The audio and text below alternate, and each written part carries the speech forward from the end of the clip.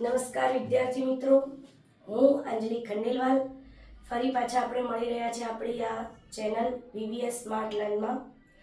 આજે આપણે ધોરણ 7નો એક પાઠ છે જેનું નામ છે સજીવોમાં પ્રજનન. એના વિશેની આપણે ચર્ચા કરશું.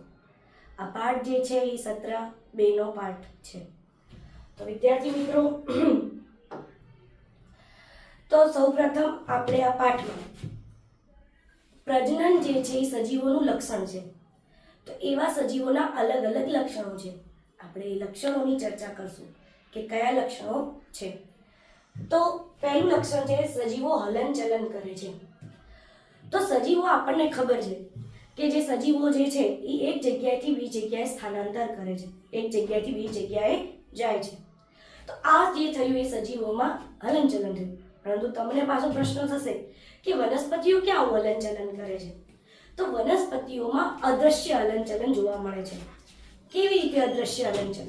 કે સજીવો જ્યારે તમે વનસ્પતિને ઉગાડો છો અથવા તો ઉછેરો છો અથવા તો જમીનમાં એનું બીજ રોપો છો, ત્યારથી લઈ અને એની જે એમાં ભ્રૂણનો વિકાસ થયા બાદ ધીરે ધીરે એની વૃદ્ધિ થવાની શરૂ થાય છે, એની ઊંચાઈમાં વધારો થાય છે. તો આ ઊંચાઈ જે છે એ શું થયું? તો અદ્રશ્ય હલનચલન થયું. એની ઊંચાઈમાં થતો વધારો એ કેવું હલનચલન છે મિત્રો? અદ્રશ્ય હલનચલન. એટલે વનસ્પતિ પણ એક પ્રકારનું હલનચલન કરે છે. બીજા લક્ષણની જ્યારે આપણે ચર્ચા કરી કે સજીવો વૃદ્ધિ પામે છે. આપણને બધાને ખબર છે કે જ્યારે બાળક જે છે એનો જન્મ થાય છે ત્યારથી લઈ અને બાળક જ્યારે મૃત્યુ પામે છે ત્યાં સુધી સતત એના કોષોમાં વધારો થતો રહે છે. એના કોષો જે છે વૃદ્ધિ પામે છે. કોષોની વૃદ્ધિને કારણે એની ઊંચાઈમાં ફેરફાર આવે છે. એના હાથ, પગ, ખભાના સ્નાયુઓ જે છે એમાં મજબૂત બને છે. હાથની લંબાઈ, પગની લંબાઈ વધે છે. બરાબર? આવી રીતે સજીવોમાં આપણને વૃદ્ધિ જોવા મળે છે. ત્યારબાદ આપણે જોઈએ કે સજીવો ખોરાક લે છે. આપણે જોઈ ગયા પ્રથમ સત્રમાં પોષણમાં કે સજીવોમાં પોષણ અલગ અલગ પદ્ધતિઓ છે. દેટ મીન્સ કે સજીવો જે છે એ શું કરે છે? તો કે ભાઈ પોષણ મેળવે છે તો પોષણ લે છે. એમાં આપણે બે ભાગ પણ પાડ્યા હતા, બે પ્રકાર પાડ્યા હતા કે જે સ્વલંબી અને પરાવલંબી, એટલે કે જે પોતે જાતે ખોરાક બનાવે છે, જેના જોડે હરિતદ્રવ્ય છે, જે પોતે શું કરશે? તો કે ભાઈ જાતે ખોરાક બનાવશે અને પોતે એમાંથી પોષણ મેળવે છે. તો એવું કોણ છે? તો એવા તો લીલ આવશે. ત્યારબાદ વનસ્પતિઓ છે જે પોતાનો જાતે ખોરાક બનાવે અને પોષણ મેળવે છે. ત્યારે પરાવલંબી જે છે એ શું કરે છે? તો કે ખોરાક માટે બીજા ઉપર આધાર રાખે છે. તો આ એક લક્ષણ થયું શું? તો કે સજીવો ખોરાક લે છે. ત્યારબાદ વાત કરીએ સજીવો શ્વસનની ક્રિયા કરે છે. હવે શ્વસન એટલે શું? પહેલો પ્રશ્ન તો એ થાય. તો શ્વસન એટલે આપણે ગયા સેમિસ્ટરમાં એટલે કે આગળના સત્રમાં આપણે જોઈ ગયા હતા જારક અને અજારક શ્વસન, જેમાં આપણે કોષીય શ્વસનના બે પ્રકાર પાડ્યા હતા, જારક અને અજારક શ્વસન. એમાં આપણે વાત કરી હતી કે સજીવો જે છે એ ઓક્સિજનની હાજરીમાં અથવા તો ગેરહાજરીમાં શું કરે છે? તો કે પોતામાં જે મેળવેલા જે પોષક દ્રવ્યો છે એને તોડે છે, એટલે કે ગ્લુકોઝનું વિઘટન કરે છે અને એમાંથી શક્તિ મેળવે છે, જેને આપણે શું કહેતા હતા? શ્વસન કહેતા હતા. તો સજીવો જે છે આ પ્રકારે શ્વસન કરે છે. વિદ્યાર્થી મિત્રો યાદ રાખજો, આપણે જે નાક દ્વારા હવાને અંદર લઈએ છીએ શરીરની અંદર, એને આપણે શ્વસન કહેતા નથી. શ્વસન આપણે એને જ કહેશું કે જે આપણા બહારનો જે ઓક્સિજન જે છે આપણે નાક દ્વારા અંદર લઈએ છીએ. આ ઓક્સિજન જે છે એ સજીવના કોષો સુધી પહોંચે છે. કોષોમાં રહેલો જે ગ્લુકોઝ જે છે એ તૂટે છે અને તૂટવાના કારણે ત્યાંથી શક્તિ મુક્ત થાય છે અને કાર્બન ડાયોક્સાઇડ જે છે એ મુક્ત થશે. બરાબર? શક્તિ અથવા તો ઉર્જાને આપણે મેળવીએ છીએ અને કાર્બન ડાયોક્સાઇડ મુક્ત થાય છે. આને આપણે કઈ ક્રિયા કહીએ? શ્વસનની ક્રિયા કહીએ છીએ. તો આ ક્રિયાઓ આપણને સજીવોમાં જોવા મળે છે. કોઈ સજીવો જે છે ઓક્સિજનની હાજરીમાં શ્વસન કરે છે, જ્યારે કોઈ સજીવો છે એ ઓક્સિજનની ગેરહાજરીમાં કાર્ય કરતા હોય છે. ત્યારબાદ ચર્ચા કરી સજીવો ઉત્સર્જન કરે છે. જ્યારે ઉત્સર્જનની વાત આવે એટલે વિદ્યાર્થી મિત્રો યાદ રાખવાનું કે જેમ આપણા ઘરમાંથી આપણે કચરો નીકાળીએ છીએ એવી જ રીતે સજીવો પણ પોતાના શરીરમાંથી કચરો, હાનિકારક જે કચરો છે એ બહાર મુક્ત કરે છે. તો આ જે કચરો છે ખાસ કરીને નાઇટ્રોજન પ્રકારનો હોય છે, જેમાંથી સજીવો જે છે પોતાના કચરો જે પોતાના અંદરથી નીકળતો કચરો, યુરિયા છે, પરસેવો છે, બરાબર, આ પ્રકારનો જે કચરો છે આપણે એમના શરીરમાંથી બહાર નીકાળે છે. તો આ પણ એક કાર્ય આપણે લોકો કરીએ છીએ, એટલે કે સજીવો આ કાર્ય કરે છે. આ પણ એક સજીવનું લક્ષણ છે. ત્યારબાદ સજીવો ઉત્તેજના અનુભવે છે. ઉત્તેજના અનુભવવું એટલે શું? ઉત્તેજના એટલે શું કે જ્યારે કોઈ પરિસ્થિતિ તમારી સામે સર્જાય છે ને એની સામે તમે પ્રતિક્રિયા કરો છો. જ્યારે કોઈ ક્રિયા સર્જાય છે અને એની સામે તમે શું આપો છો? પ્રતિક્રિયા. એક્શનનું તમે આપો છો રિએક્શન. એટલે કે ઉત્તેજના અનુભવો છો. તમને ગુસ્સો આવે છે, તમને એટ્રેક્શન, આકર્ષણ થાય છે, બરાબર. ત્યારબાદ તમે એવી સંવેદનાઓ અનુભવો છો કે જેનાથી તમને દુઃખ લાગે છે. તો આ જે છે ઉત્તેજનાઓ છે. તો ઉત્તેજનાઓ જે છે આપણે અનુભવીએ છીએ. તો આ પણ એક સજીવનું લક્ષણ છે. ત્યારબાદ સજીવો પ્રજનન કરે છે. તો સજીવો જે છે એ પોતાનામાંથી, એટલે કે એક સજીવમાંથી બીજા નવા સજીવની ઉત્પત્તિ થાય છે અથવા તો એનું સર્જન થાય છે, સંતતિનું નિર્માણ થાય છે. તો આ પણ એક ક્રિયા જે છે એ કઈ ક્રિયા છે? તો કે પ્રજનનની ક્રિયા છે. સજીવોનું એક આ પણ લક્ષણ છે કે સજીવો પ્રજનનની ક્રિયા કરે છે. જેમાં આપણે આ સેમિસ્ટરમાં, આ સત્રમાં ધોરણ 7માં આપણે વનસ્પતિમાં પ્રજનન વિશેની ચર્ચા કરશું અને આપણે ધોરણ 8માં મનુષ્યમાં પ્રજનન વિશેની ચર્ચા કરશું. તો વિદ્યાર્થી મિત્રો, આના ઉપરથી આપણને 2 માર્ક્સનો એક પ્રશ્ન એવો સારો એવો મળી જાય છે કે સજીવોના લક્ષણ જણાવો. કે સજીવોના લક્ષણો કયા કયા થયા? તો કે સજીવો હલનચલન કરે છે. વિદ્યાર્થી મિત્રો નોટ કરી લેજો. એટલે કે એક જગ્યાએથી બીજી જગ્યાએ એમનું સ્થાનાંતર થાય છે અને વનસ્પતિ જેવામાં અદ્રશ્ય હલનચલન જોવા મળે છે. સજીવો વૃદ્ધિ પામે છે, એટલે કે એમના કોષો જે છે એ વધે છે, એટલે કે વૈહિક કોષો વૃદ્ધિ પામે છે. ખોરાક લે પણ છે અને ખોરાક બનાવે પણ છે. સ્વાવલંબી જે છે એ ખોરાકને બનાવે છે, ત્યારે પરાવલંબીઓ ખોરાક માટે બીજા ઉપર આધાર રાખે છે. શ્વસનની ક્રિયા કરે છે, એટલે કે ઓક્સિજનની હાજરીમાં ગ્લુકોઝનું વિઘટન અથવા તો તૂટે છે અને ઉર્જા મળે છે અને કાર્બન ડાયોક્સાઇડ મુક્ત થાય છે. આ જે પ્રક્રિયાથી શ્વસનની પ્રક્રિયા કરે છે.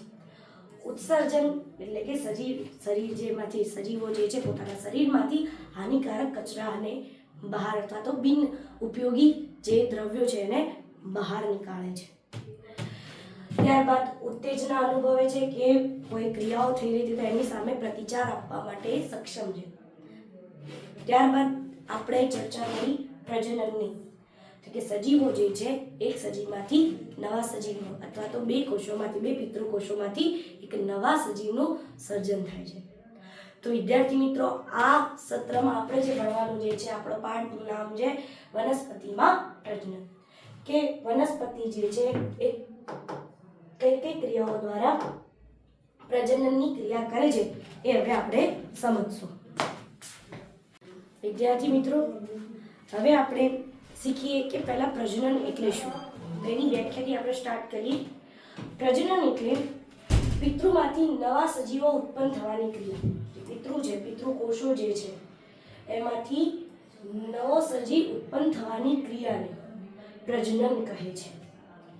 અથવા તો બીજી રીતે હું વ્યાખ્યા આપું તો સજીવ તેના જેવો જ બીજો સજીવ.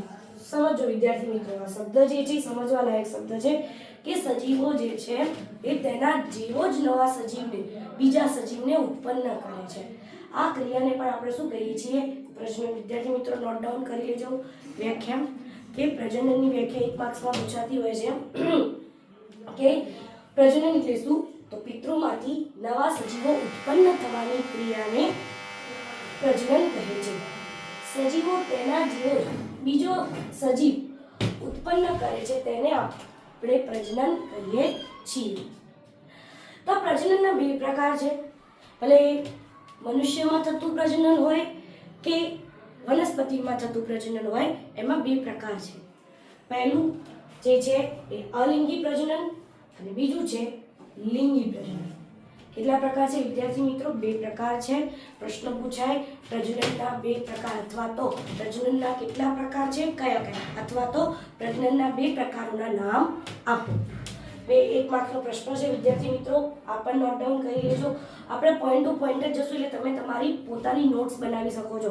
તમારે કોઈ બીજા સાહિત્યનો ઉપયોગ કરવાની જરૂર રહેતી નથી. તો પ્રજનનના પ્રકાર, પ્રજનનના બે પ્રકાર છે. એક અલિંગી પ્રજનન, બીજું છે લિંગી પ્રજનન. વિદ્યાર્થીઓ ફરીવાર એકવાર આપણે જોઈ લઈએ વ્યાખ્યા, કે તમારે આમાંથી કોઈ પણ એક વ્યાખ્યા યાદ રાખવાની જરૂર છે કે પિતૃમાંથી નવા સજીવ ઉત્પન્ન થવાની ક્રિયાને આપણે શું કહીએ છીએ? પ્રજનન કહીએ છીએ.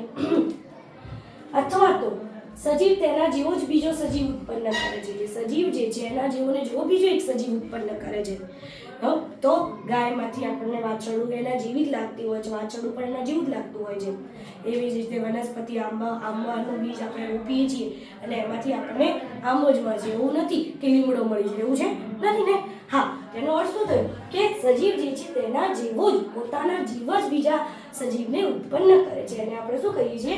પ્રજનન કહીએ છીએ. આ પ્રજનનના બે પ્રકાર છે, અલિંગી પ્રજનન અને લિંગી પ્રજનન. હવે આપણે આ અલિંગી પ્રજનનની વ્યાખ્યા અને લિંગી પ્રજનનની વ્યાખ્યા હવે આપણે જોઈએ. તો પ્રજનન એના બે પ્રકારની ચર્ચા આપણે કરી, અલિંગી પ્રજનન, લિંગી પ્રજનન. તો અલિંગી પ્રજનન એટલે શું? જે સજીવ માત્ર એક જ પિતૃકોષમાંથી, જેમાં માત્ર એક જ પિતૃકોષની હેલ્પ જોઈએ છે, બે પિતૃકોષની કોઈ જરૂર છે નહીં, તો જેમાંથી એક જ પિતૃકોષમાંથી એક નવો સજીવ ઉત્પન્ન થાય છે એને આપણે કહીએ છીએ અલિંગી પ્રજનન. ફરીથી વિદ્યાર્થી મિત્રો નોંધજો વ્યાખ્યા, એક જ પિતૃકોષમાંથી નવો સજીવ ઉત્પન્ન થશે. જે એક જ પિતૃકોષમાંથી નવા સજીવની ઉત્પત્તિ થાય છે, નવા સજીવનું નિર્માણ થાય છે, આવા પ્રજનનને આપણે કહીએ છીએ અલિંગી પ્રજનન. લિંગી પ્રજનન કોને કહીએ છીએ? કે જે સજીવ બે પિતૃકોષોમાંથી ઉત્પન્ન થતા હોય.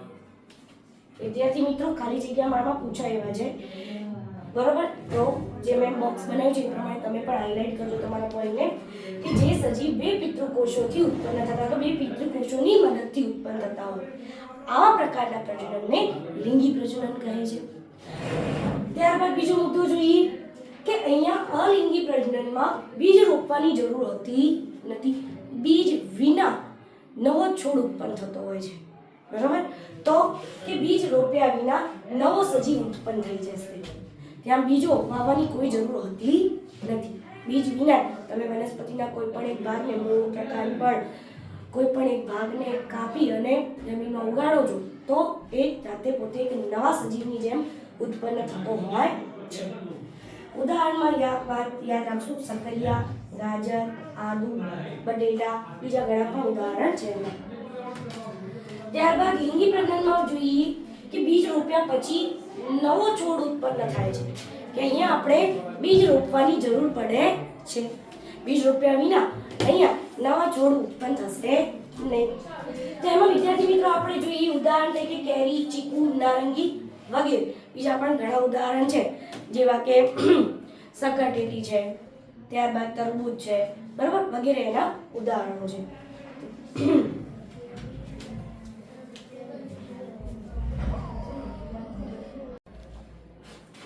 ઓકે વિદ્યાર્થી મિત્રો આપણે પાછી વાત કરી લઈએ એકવાર કે પ્રજનનના બે પ્રકાર છે, અલિંગી પ્રજનન અને લિંગી પ્રજનન.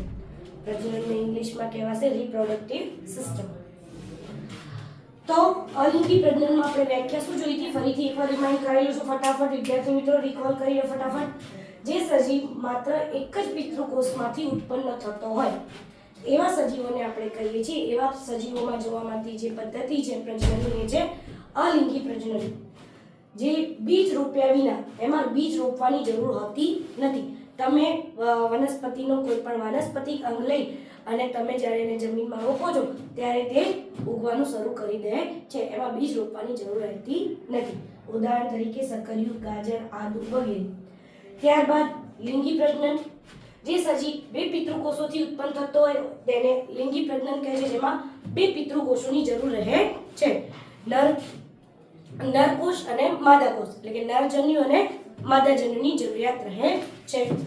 ત્યારબાદ બીજ રોપ્યા પછી નવો સજીવ ઉત્પન્ન થશે. એમાં બીજની જરૂર છે.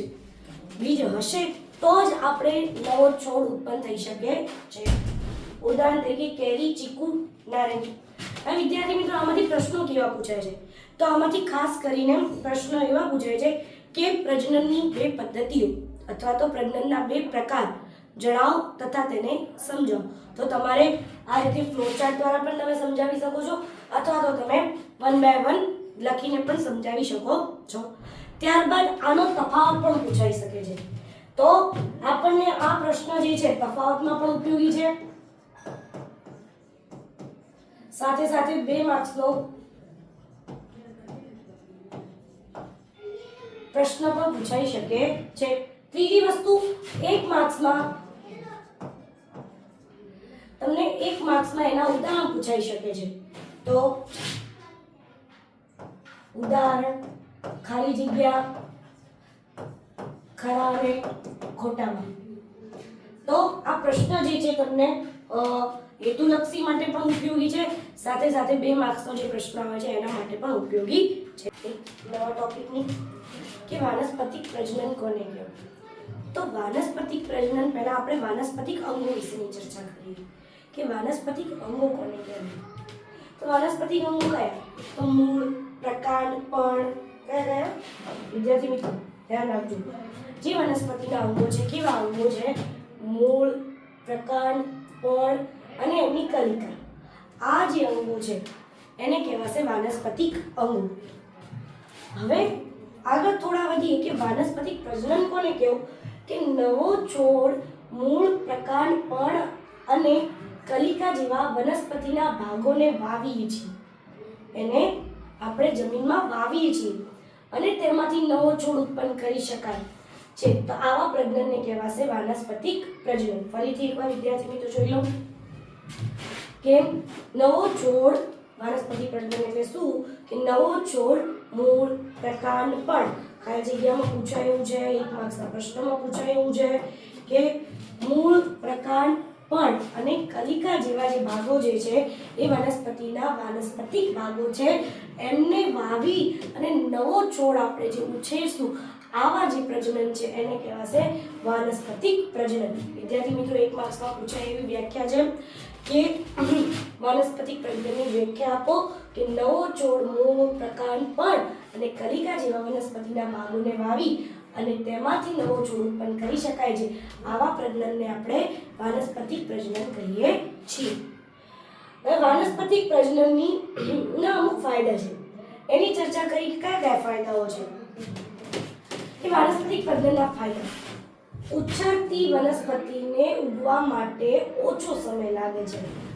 તમે જો બીજ વાવો છો અને પછી જ્યારે વનસ્પતિ ઉગે છે એના કરતાં ઝડપથી ઉગી નીકળે છે. કેવી વનસ્પતિઓ? તો કે જેનું પ્રજનન વાનસ્પતિક પ્રજનન દ્વારા થયું હોય એ વનસ્પતિઓ ઝડપથી ઉગી નીકળે છે, એટલે કે ઓછો સમય લે છે. ફૂલો અને કળી ઝડપથી આવે છે. અહીં જે ફૂલો અને કળી જે છે એઝ કમ્પેર ટુ જે બીજવાળી વનસ્પતિઓને ઉગાડીએ અને એને એ સમયે જ્યારે ફૂલો અને કળી આવે છે એના કરતાં ઝડપથી અહીં જે છે ફૂલો અને કળી ઝડપથી આવે છે. આ પ્રજનનમાં એક જ પિતૃમાંથી નવો છોડ છે. જો વિદ્યાર્થી મિત્રો શબ્દ પકડજો, એક જ પિતૃમાંથી નવો છોડ. કે અહીંયા શું થાય છે કે કોઈ વનસ્પતિ છે એ વનસ્પતિનો મૂળ, પ્રકાંડ, પર્ણ, કલિકા તમે કોઈ ભાગ લીધો, એનો કટ કર્યો અને પછી એને ઉછેરો છો, ત્યારે એમાંથી જે બનતો નવો જે છોડ છે અથવા તો જે સંતતિ જે છે એ અંદર તેના પિતૃકોષો જે પિતૃ જેવી જ હોય છે. એના ગુણો જે છે એ કેવા હોય છે કે એના પિતૃ જેવા જ હોય છે. આ થઈ ગયા આપણા વાનસ્પતિક પ્રજનનના ફાયદો. 3 ફાયદાઓની વાત કરી. એક તો કે ઝડપથી ઉછરે છે એટલે કે ઓછો સમય લગાડે છે. બીજું એની ફળો અને કળીઓ જલ્દીથી આવી જાય છે. અને ત્રીજી વસ્તુ કે તે એક્ઝેક્ટ એના પિતૃકોષ જેવું લાગે છે, એટલે કે પિતૃ જેવું જ લાગતા હોય છે. લાગવાનું તો ઠીક, પણ સાથે સાથેના ગુણો પણ એના પિતૃ જેવા